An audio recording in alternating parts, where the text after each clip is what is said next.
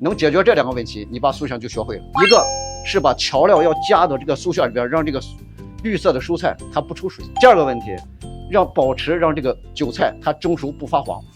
咱们今天这个韭菜鸡蛋，我里边加了一点粉条。为什么要加粉条呢？因为韭菜和鸡蛋做馅的时候，蒸熟的包子，你馅包的再多，只要一蒸熟就塌下去，就成了个饼。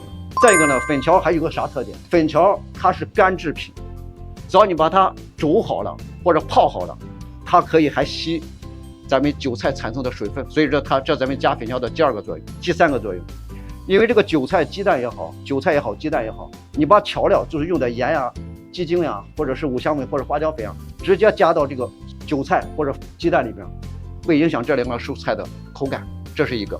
第2个，韭菜还会出水，加了这个粉条，而且可以让这个韭菜不出水，味道全部揉到粉条里边。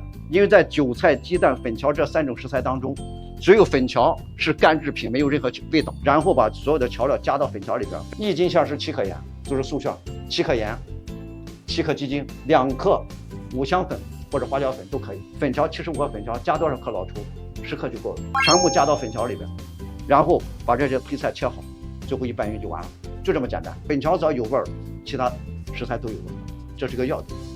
而且粉条不会出水，这是咱们拌素馅的一个原理，你要懂得这个。